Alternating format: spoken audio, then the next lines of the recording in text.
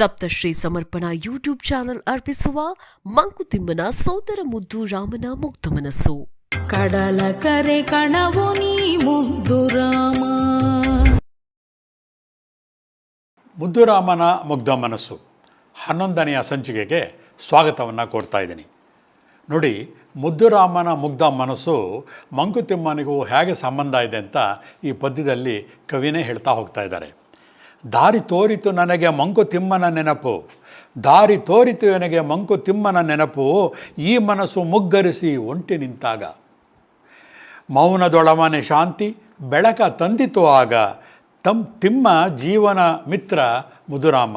ಎಷ್ಟೋ ಸತಿ ಕವಿ ಕೂಡ ತಾನು ಒಂಟಿ ಅನ್ನೋ ಭಾವನೆ ಬಂದಾಗ, ಮೌನದಲ್ಲಿದ್ದಾಗ, ಆ ಸಂದರ್ಭದಲ್ಲಿ ಮಂಕುತಿಮ್ಮನ ಕಗ್ಗ DVG ಅವರದು ಇವರಿಗೆ ದಾರಿ ತೋರಿಸ್ತು ಅಂತ ಹೇಳ್ತಾರೆ. ಹಾಗಾಗಿ ಮಂಕುತಿಮ್ಮನ ಎಷ್ಟೋ ಪದ್ಯಗಳು ಅದರ ನೆರಳು ಛಾಯೆಯಾಗಿ ಈ ಒಂದು ಮುದ್ದುರಾಮನ ಮುಗ್ಧ ಮನಸ್ಸಿನಲ್ಲಿ ಹಾಸು ಹೊಕ್ಕಾಗಿದೆ. ಅಷ್ಟೇ ಸರಳವಾಗೂ ಕೂಡ ಇದೆ. ತನ್ನೆಲ್ಲ ಒಳದಾರಿಗಳಿಗೆ ಅಥವಾ ತನ್ನೆಲ್ಲ ಬಾಳ ದಾರಿಗೆ ಗುರುವೇ ಎನೆಗೆ ಶ್ರೀರಕ್ಷೆ ಎಂದು ಕವಿ ಶಿವಪ್ಪನವರು ಆ ವಿಶ್ವಶಕ್ತಿಯನ್ನು ಮನದಾಳದಿಂದ ನಂಬಿಸ್ತಾರೆ. ಸಾಮಾನ್ಯವಾಗಿ ದೊಡ್ಡ ದೊಡ್ಡ ಈ ಪ್ರಖ್ಯಾತ ಕವಿಗಳು ಕೂಡ ಗುರುಗಳಿಗೆ ಶರಣು ಹೋಗ್ತಾರೆ. ಅದೇ ಅವರ ಒಂದು ದೊಡ್ಡಸ್ತಿಕೆ. ಎಷ್ಟೋ ಸಲ ಮನಸ್ಸು ಅಲ್ಲೋಲ ಕಲ್ಲೋಲವಾದಾಗ, ನಾನು ಒಂಟಿ ಎಂಬ ಭಾವನೆ ಸುಳಿದು ಮಾತು ಮೌನವಾದಾಗ ಅವರಿಗೆ ಪ್ರಿಯವಾದ DVGಯವರ ಮಂಕುತಿಮ್ಮನ ಕಗ್ಗ ಬೆಳಕಿನ ದಾರಿ ತೋರಿಸಿತು ಎಂದು ಕೃತಜ್ಞತೆಯನ್ನು ತೋರಿ ತಿಮ್ಮ ನಮ್ಮ ಜೀವನದ ಮಿತ್ರ ಎಂದು ಭಾವುಕರಾಗುತ್ತಾರೆ. ಸತ್ಪ್ರಾರ್ಥರಿಗೆ ಕೃತಜ್ಞತೆಯನ್ನು ತೋರಿ ತಮ್ಮ ಹಿರಿಮೆಯನ್ನು ನೂರು ಮಡಿಸಿ ನಮಗೆ ಹೆಮ್ಮೆ ತರುವಂತೆ ಮಾಡಿದ್ದಾರೆ. ಬನ್ನಿ ಇದನ್ನು ಸುಶ್ರಾವ್ಯವಾಗಿ ಕೇಳೋಣ.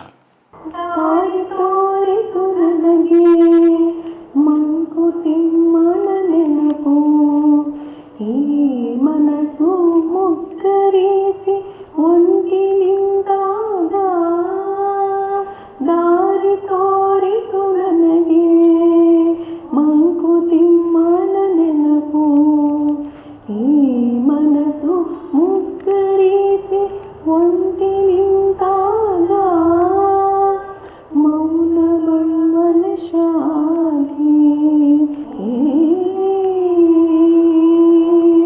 ಮೌನದೊಳ ಮನ ಶಾಂತಿ ಬೆಳಕ ತಂದಿತು ಆಗ, ತಿಮ್ಮ ಜೀವನ ಮಿತ್ರ ಮುದ್ದು ರಾಮ. ಮೌನದೊಳ ಮನ ಶಾಂತಿ ಬೆಳಕ ತಂದಿತು ಆಗ, ತಿಮ್ಮ ಜೀವನ ಮಿತ್ರ ಮುದ್ದು ರಾಮ, ಮುದ್ದು ರಾಮ.